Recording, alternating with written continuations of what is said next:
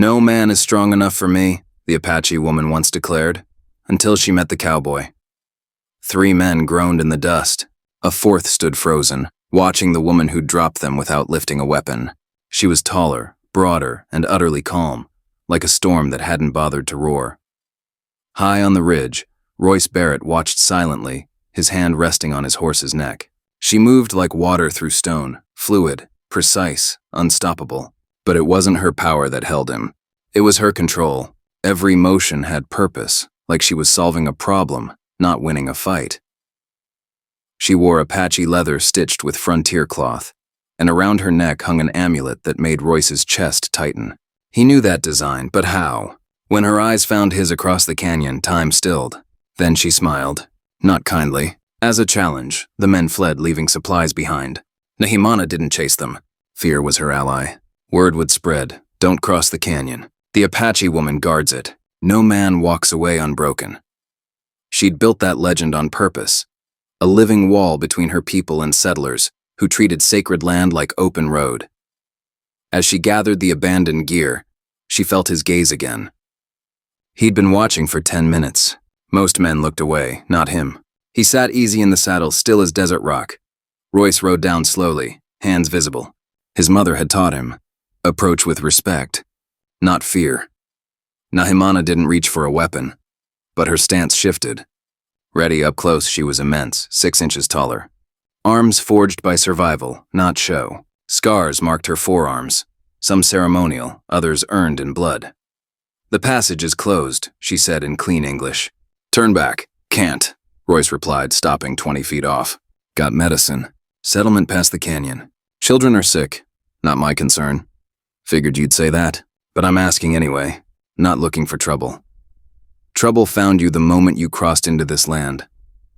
He noticed how she walked, on the balls of her feet, silent despite her size.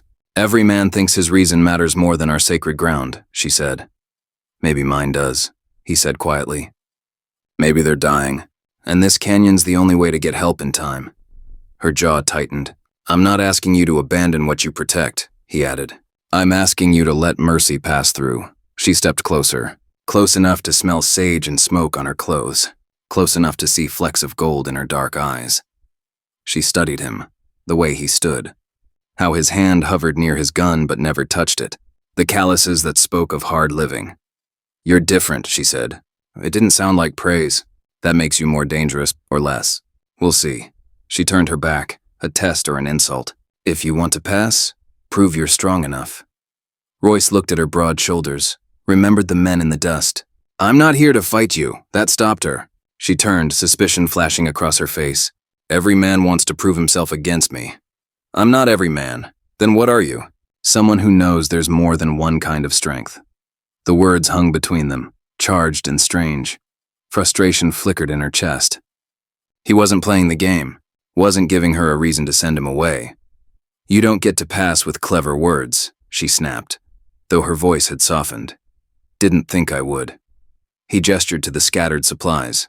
"Mind if I check what those men left? Might be something useful." She watched as he sorted through packs with practiced ease. No fumbling, no waste. When he found a water skin, he offered it to her first. Something twisted in her gut. This wouldn't be simple. "Where'd you learn Apache manners?" she asked sharply. "My mother. She lived with the Chirika for 3 years before I was born.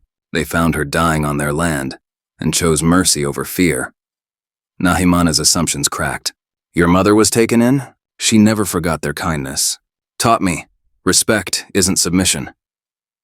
Her hand drifted to the amulet at her throat, a turquoise stone wrapped in silver wire, found by the river years ago. It had always felt protective, that stone, Royce said softly. "Where'd you get it?" "Found it. My mother made one just like it. Gave it to the healer who saved her life during a fever. That healer died 2 winters ago. I've been looking for her ever since, to thank her." Nahimana went still. "The healer was my grandmother." Royce's face shifted. Grief, recognition, relief. "Then she raised you. She taught me strength. Taught me we protect what matters, no matter the cost." "She taught my mother the same." He stepped closer. No permission asked. No hesitation. The strongest people know when to fight and when to heal. Those men didn't need healing. They needed a lesson. And you gave it without breaking bones, without cruelty. Her breath caught. He'd seen through her performance. What's your point? My point is, you're already stronger than you need to prove. Maybe you're not proving it to them, but to yourself. The truth struck like a blade. You know nothing about me, she hissed. I know your grandmother raised you to be more than a weapon. And I know she'd want you to let medicine through, to save children, because that's who she was. Don't use her memory to manipulate me. It's not manipulation. It's truth. He didn't flinch as she loomed over him, using her height like a threat. Most men would have backed down. He stood firm. You can send me back, he said. Make me take the long way, 3 extra days. But you'll know what choice you made. And why. They stood inches apart. She saw the scar above his brow, the steady rise of his chest. No fear. Just presence. One night, she said through clenched teeth. Camp here. Tomorrow I decide if you pass. Fair enough. And don't wander. Don't test me. Understood. She didn't know it yet. But watching him would unravel every wall she'd built. The scream tore through the dusk like a gunshot. Royce was up in an instant. Nahimana sprinted toward the sound, impossibly fast for her size. He followed, leaving horse and medicine behind. 50 yards in, they found them. 2 from her tribe, a young man and an elder woman, trapped under a rock slide. The woman's leg bent wrong. The boy pinned, pale with shock. Kohana, Nahimana breathed, dropping beside him. Don't move. Royce was already at the elder's side. Shallow breath, uneven pupils, head injury. We move these rocks now, but carefully. Their eyes met. All pretense vanished. Only crisis remained. You know medicine? She demanded. Field medicine. Enough. Then tell me how to lift without killing them. He assessed the debris fast. Big rock on her. We lift together. You take the weight. I pull her clear. The boy's trickier. Those rocks are holding each other up. We shore the gaps first. With what? Saddlewood. Canvas. Anything. She positioned herself at the boulder. Royce saw it then. Her hands trembled. This wasn't just tribe. It was family. On 3, he said. 1, 2, 3, she heaved. Muscles corded, veins rose, and the rock groaned. For one breath, nothing moved. Then Royce yanked the woman free as the boulder crashed down. They collapsed in the dust, gasping. Alive. Barely. Kana, she whispered, turning to her cousin. No. Royce grabbed her arm. Rush this, we kill him. We need my supplies. We need to think. We don't have time. We have just enough if we do it right. She stared at him, rage warring with reason. Then nodded sharply. Get your pack. Fast. In the gathering dark, they worked as one, anticipating each other's moves, sharing space like old partners. When Kana was finally free, his legs were crushed, but he breathed. Nahimana carried him with shocking gentleness. Royce supported the elder woman as they walked toward a hidden camp nestled in the canyon. Eyes watched from the shadows. Suspicion hung thick. An elder stepped forward. Nahimana, what is this? This is the man who saved Kana and grandmother, she said. Then paused. She hadn't even asked his name. His mother was saved by grandmother years ago. The elder's gaze hardened. Outsiders aren't allowed. He's here, she countered. And grandmother needs his care. Rules come after survival. After a tense silence, the elder relented. One night. Tend the wounded. Leave before dawn. Never speak of this place. Royce agreed instantly. Through the night, they worked side by side, cleaning wounds, setting bones, mixing herbs and medicine. He saw her then, not the legend, but the woman, exhausted, precise, tender. At dawn, angry voices rose outside. He leaves now, the elder insisted. Grandmother's still unconscious. Kana's fevered, Nahimana argued. You've learned enough. Field medicine isn't healing, she shot back. I can't predict infection or head trauma. Royce stepped out. I'll go. I gave my word. Nahimana's face tightened. Relief and regret tangled in her eyes. He gave her clear instructions. Elevate the head, rewrap the leg. Willow bark tea for fever. He wasn't just leaving. He was giving her a way to choose duty without shame. I'll walk you to the edge, she said stiffly. As they packed in silence, an elder woman murmured approval when Nahimana lifted his heavy packs with ease. Nahimana's jaw clenched. Even here, she had to prove herself. Once alone in the canyon, she stopped. You didn't have to make it easy for me. Make it easy? Let me choose duty, over wanting you to stay. The words hung raw between them. I don't want to leave, Royce admitted. But those children need you more. I know. She looked toward the canyon rim. Last night, working with you, it felt like I wasn't alone. Like someone finally saw the cost of being strong all the time. He stepped closer. You're not alone. You never were. Your tribe sees a wall. I saw a person, her eyes glistened. My grandmother said real strength is knowing when to open your hand. And when to make a fist. I've been making fists so long. I forgot how to open. He reached out, stopped short of touching her. You're strong enough to be gentle, fierce enough to protect, smart enough to know the difference. She took a shaky breath. Go, save those children. But Royce hesitated. If I go now, I lose a day. Going around takes 4 more. Those kids might not last. She looked at the sacred passage, then at him. Then I'm coming with you. What? I'll guide you through hidden paths. Cut a full day off. But I come. I verify the children exist. And I make sure you keep your word about this place. Your tribe won't allow it. My tribe doesn't own me. Fire lit her eyes. If I choose to ensure an outsider honors his word, that's my choice. He searched her face. Saw no trick, only resolve. And maybe hope. I trust you, he said. She nodded. We leave in an hour. As she turned, he caught her wrist. Thank you. Don't thank me yet, she said. But a small, uncertain smile touched her lips. You haven't seen how fast I make you travel. And Royce knew. This journey would test more than endurance. It would test every wall they'd built to survive. They reached the settlement as the sun dipped low. 6 children lay burning with fever. Royce mixed medicine while Nahimana held them still, spoke calmly to frightened parents, showed them how to measure doses. Every eye followed her. This towering Apache woman, gentle with their sick. A mother approached. Why are you helping us? Nahimana didn't look up. Because they need it. Does it need another reason? Our people. We're not friends. No, she agreed. But these aren't your children or my children. They're just children, and I've watched fever take too many. I know the cost of standing by when you could act. The woman's eyes softened. You've lost someone, haven't we all? All night they worked. Royce checking pulses, Nahimana cooling brows, humming Apache lullabies to soothe crying girls. Thomas, the settlement leader, watched it all. Her strength used not to dominate, but to protect. By dawn, 4 children slept peacefully. The youngest 2 began to stir as fever broke. You were right, Thomas told them. I judged you by your name, not your heart. That was my failure. Nahimana shook her head. You were protecting your own. I'd have done the same. Maybe that's the problem, he said quietly. We're all so busy guarding our walls. We forget we're just people trying to survive. Later, Royce found Nahimana outside. You were extraordinary in there. I just did what needed doing. That's exactly what made it extraordinary, he said. You showed them strength isn't about fear. It's about showing up when it matters. She turned to him, dawn light warming her eyes. I learned that from you.